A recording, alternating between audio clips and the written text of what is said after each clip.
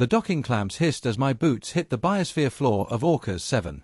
The air was thick with artificial humidity and a faint antiseptic scent, masking the more pungent odors of the predators kept here. HFY 7 wasn't just a zoo, it was a xenobiological research station and interstellar attraction, orbiting the swirling gas giant Thalos. Every known apex predator was here, caged behind reinforced quantum fields and studied by some of the most arrogant minds in the galaxy. And in my arms, a 6-pound ginger tabby named Pickle. Pickle blinked sleepily and shifted in the crook of my elbow, utterly unimpressed by the gravity shift or the alien stares. His tail flicked lazily against my uniform. We had barely stepped into the habitat dome before the laughter started. A towering Herlac with 4 arms and skin like armored shale let out a series of gurgling chuckles. "That's your submission, human? A house ornament."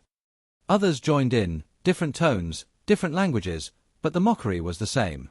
I kept walking, silent. I'd expected this.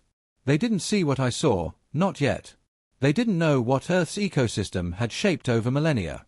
Evolution, boredom, and domesticity made something far more unpredictable than any bioengineered predator. Pickle looked around, ears twitching. He wasn't scared. He was watching star. Calculating. If any of them had looked closely, they would have seen the intelligence behind those eyes. But they didn't. That was their first mistake. I said nothing. I just smiled. Let them laugh. The grand hall of predatory science stretched for nearly a kilometer, its vaulted ceilings lined with shimmering containment fields. Holographic banners displayed statistics, kill ratios, and species classifications in a dozen languages. This was where the League of Biological Supremacy showcased their apex beasts, part political theater, part brutal biology expo. As I entered, cradling Pickle in one arm, a hush fell over one section, then a ripple of murmurs and chuckles spread like wildfire. Each representative stood beside their creature, a bloodzinger from Tyvax with crystalline fangs and resonance-based kills, a Syrah razorclaw that could slice titanium with its talons, a Krath warbeast that reeked of ozone and ancient rage. These were engineered, perfected through generations of selective breeding or laboratory enhancement. These were weapons. And then, there was Pickle. A ginger cat with a soft underbelly and a tendency to knock glasses off tables. I stepped onto the presentation platform. From Earth, I present the Terran species, *Felis catus. My voice echoed through the chamber. The pause was followed by laughter, raucous, unrestrained. A floating drone announcer stuttered, its algorithm confused. Was this a combatant or a companion? Pickle yawned and stretched, his paws kneading my arm like he was preparing for a nap, not war. The League saw weakness, irrelevance. But I watched him scan the room, eyes narrowing at the subtle shifts in scent and motion. He wasn't just observing. He was mapping. Calculating. Let them scoff. The League had brought monsters. I'd brought something far more dangerous, indifference with claws.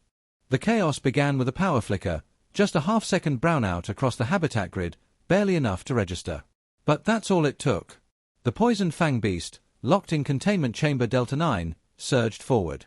Its venom sacs were already full from morning feeding, it had been agitated for hours. When the field dropped, even for a moment, it didn't hesitate. A shriek of splitting metal followed by screams echoed across the dome. Delegates scrambled, some activating personal shields, others simply running. The Fangbeast barreled through a guard post, its muscular, segmented body undulating with terrifying speed. 12 feet long, pale scales dripping corrosive saliva, eyes black and glassy, designed to be the perfect assassin and never meant to roam free. But now it was. I dove behind an overturned bioanalysis station, shielding Pickle with my body as emergency klaxons wailed. I could hear it moving, fast, methodical, sniffing for prey. My comm buzzed with panic chatter. Security bots were already in pieces. Then I realized something. Pickle wasn't hiding. He was still star. Calm. His tail flicked once, his ears swiveled. He was watching. Waiting. Before I could stop him, he leapt from my arms, landing silent as a shadow. Pickle! I hissed, heart hammering. But he didn't look back. He moved like smoke, fluid, precise, each paw step calculated. The Fangbeast turned toward the movement, letting out a hiss that could melt bone. What followed wasn't a fight. It was an execution. And my tiny cat was the one delivering it. The Fangbeast lunged, a blur of venom and muscle, fangs flashing like surgical blades. Any other creature would have been torn apart mid-air. But Pickle was already moving, ducking under the strike, twisting like liquid, claws flashing in a controlled fury. He raked the creature's eyes, leapt off its scaled snout, and landed behind it without so much as a sound. The Fangbeast howled, blind and enraged, swiping wildly in all directions. Pickle circled it, low and silent. His movements weren't random, they were surgical. He darted in again, sinking his teeth into the nape of the beast's neck just below the venom gland. The Fangbeast shrieked, convulsing violently. One final spasm, a twitch of its legs, then it collapsed in a heap of steaming flesh. Gasps echoed through the hall. Every delegate, every scientist, every soldier stood frozen. The League's elite predators, their war beasts and monsters, all overshadowed by a 6-pound tabby. Even the Hurlac captain, who'd laughed the loudest, stood stunned, his mandibles slack. I stepped forward slowly. Pickle sat atop the corpse, licking his paw like nothing had happened. Not triumphant. Not even proud. Just grooming. He looked up at me, blinked once, and then let out a soft, unimpressed meow. That sound, soft, almost bored, was louder than any siren. It broke the silence like a thunderclap. This wasn't just a fluke. This wasn't luck. This was instinct. Precision. Lethality in a package the galaxy had dismissed as harmless. And in that moment, every species in the room realized the same terrible truth. The humans hadn't brought a pet. They had brought a predator. The autopsy took place under maximum containment, with 6 species overseeing the process. They couldn't believe it. The poisoned Fangbeast's spinal nerve cluster had been severed in 3 precise locations. Its venom glands had ruptured from internal trauma, caused not by brute force, but pinpoint strikes. The scans showed no burns, no chemical weapons, no high-frequency disruptors. Just claw marks. Tiny, calculated, lethal. "We're missing something," muttered a Syrah biostrategist, tapping at the holographic data stream. "No natural animal can process angles of movement that quickly."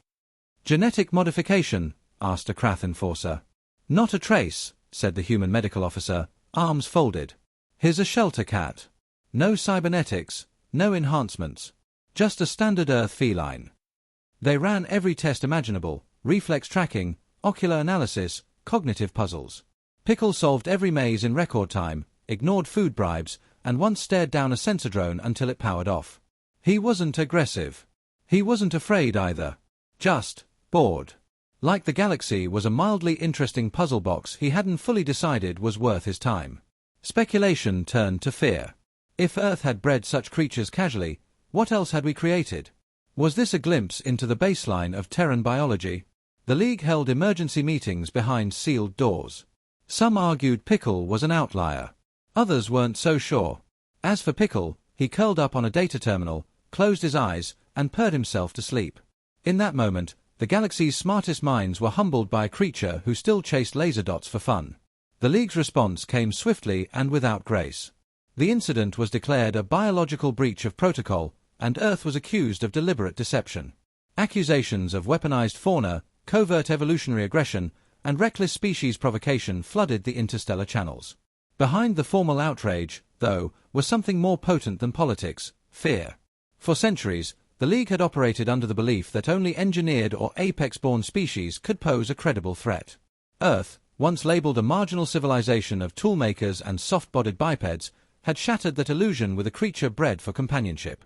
Not war. Not domination. Just domestic life. Earth's ambassador to the League, Ambassador Reyes, was ejected from the Council with a formal note of expulsion and thinly veiled warnings. Humanity is now classified as a Category 5 variable threat, the broadcast declared. Unpredictable. Uncontainable. Culturally unstable. We weren't invited back to Orcas 7. We were banned from it. But our message had already been delivered. Pickle had become more than an oddity, he was a symbol. A question that haunted every apex predator. If this was a human pet, what were humans truly capable of? On the net weave, footage of Pickle's fight went viral across dozens of systems. Some called him the Death Whisperer. Others just called him the End of Arrogance. Meanwhile, Pickle now walked with an armed escort. Not by my orders, by the station's.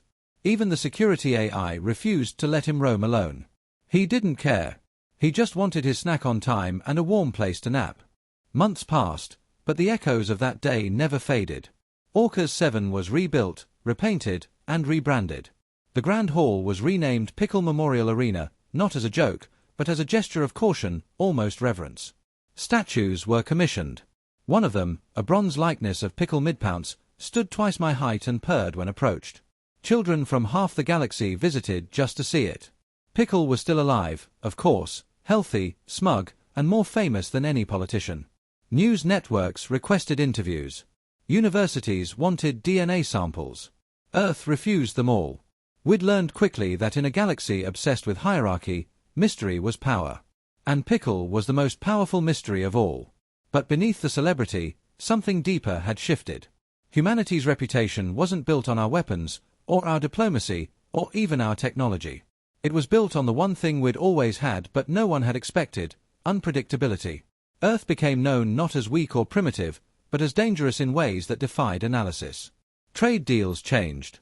Diplomats listened harder. Borders softened. All because no one wanted to provoke the species that raised apex predators as playthings. I still remember walking Pickle through a garden on Lunar Station. A hulking Zarn warrior stepped aside to let us pass, eyes never leaving the cat. Pickle didn't even glance at him. He just flicked his tail and walked on. And somewhere deep in the galaxy, predators paused when they heard a faint *meow* echo in the dark, because legends have a sound, and Pickle had become one.